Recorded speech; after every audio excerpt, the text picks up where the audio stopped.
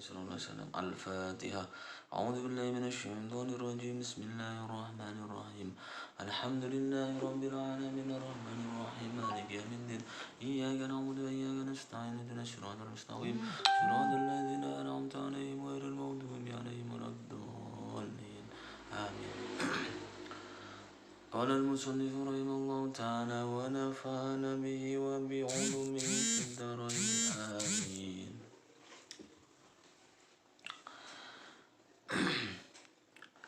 أعوذ بالله من الشيطان الرجيم. بسم الله الرحمن الرحيم.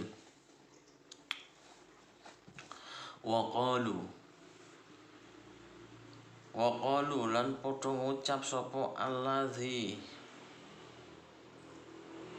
lan tamassanan naru ora bakal ngenoni ing ingsun annaru apa neraka illa ayyama ma'dudah kejaba pira-pira dina kang kena diitung. Kul attakhadtum dawuh sira Muhammad ana ta padha gawe sira kabeh indallahi ana ing ngersane Gusti Allah ahdan ing janjian fala yukhlifa mongko ora bakal nulayani Allahu sapa Gusti Allah ahdahu ing janjine Gusti Allah. Am taquluna bali padha ngucap sira kabeh alallahi ing atase Gusti Allah taala mala ta'lamun ing barang kang ora padha ngerti sira kabeh. Tafsir surat Al-Baqarah ayat yang ke-80 artinya adalah dan mereka berkata kami sekali-kali tidak akan disentuh oleh api neraka kecuali hanya beberapa hari saja. Katakanlah, sudahkah kamu menerima janji dari Allah sehingga Allah tidak akan memungkiri janjinya? Ataukah kamu mengatakan terhadap Allah apa yang tidak kamu ketahui? Nah, tafsir surat Al-Baqarah ayat yang ke-80 ini ya,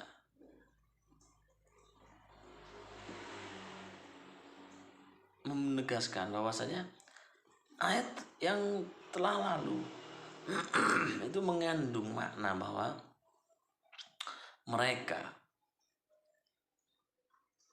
telah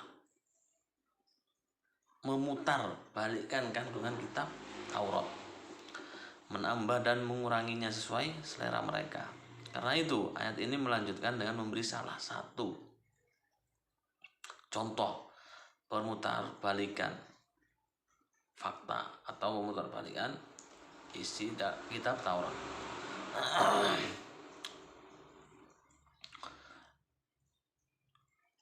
Bahwa begini, dan mereka juga berkata kami sekali-kali tidak akan disentuh oleh api neraka di akhirat nanti kecuali hanya beberapa hari saja.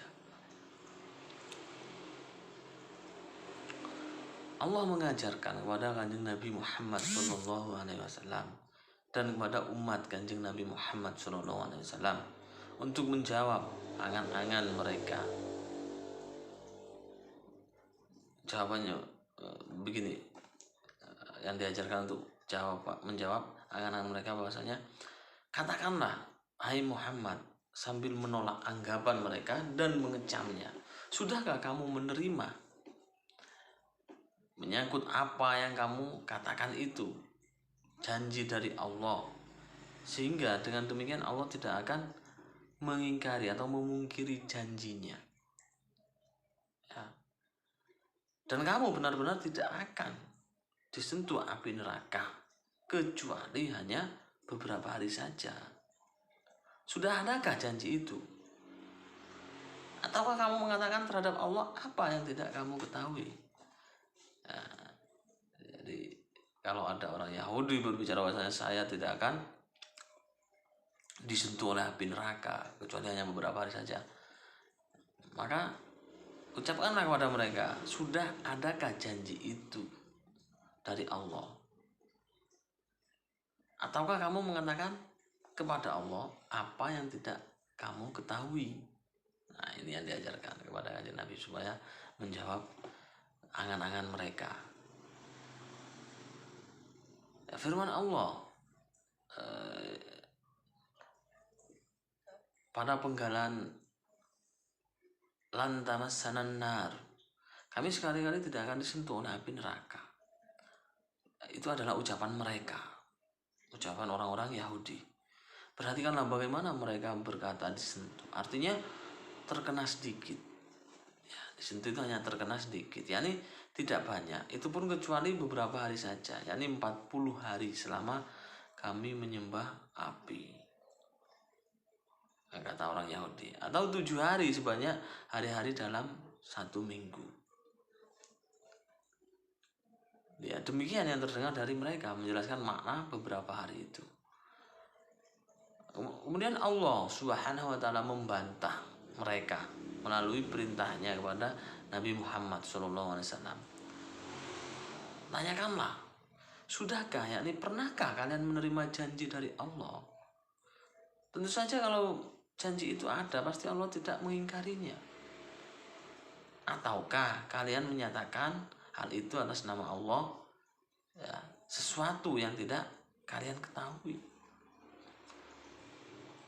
Ya, bahwa jawaban yang diajarkan Nabi itu, ya, jawaban yang diajarkan Nabi Muhammad SAW bukannya diperintah untuk berkata, ataukah kalian berbohong atau membuat ucapan atas nama Allah yang tidak dia ucapkan.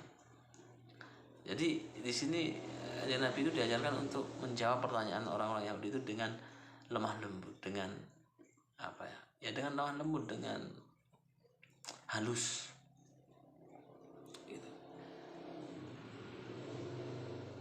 Redaksi yang diajarkan untuk ditanyakan kepada orang-orang Yahudi tidak secara kasar menuduh berbohong. Memang di celahnya itu ada kesan bahwa ucapan itu tidak benar. Ucapan orang Yahudi itu tidak benar. Akan tetapi ketidakbenarannya bukan karena berbohong, melainkan karena mereka tidak mengetahui. Itulah yang diajarkan Allah untuk diucapkan oleh Nabi Muhammad SAW. Ya. Jadi ucapan itu memang pesan yang dikandungnya sama, tetapi yang diajarkan untuk diucapkan lebih sopan dan tidak menyinggung perasaan. Inilah akhlak Kanjeng Nabi Muhammad. Kepada orang Yahudi pun dia halus, sopan. Maka dari itu kita harus mengikuti akhlaknya Kanjeng Nabi. Kita harus halus, sopan dalam menghadapi hamba-hamba Allah. Entah itu orang Yahudi, Nasrani, atau sesama umat Islam harus lebih sopan. Itu yang diajarkan Kanjeng Nabi kepada umatnya. Itu perintah dari Allah Subhanahu wa taala.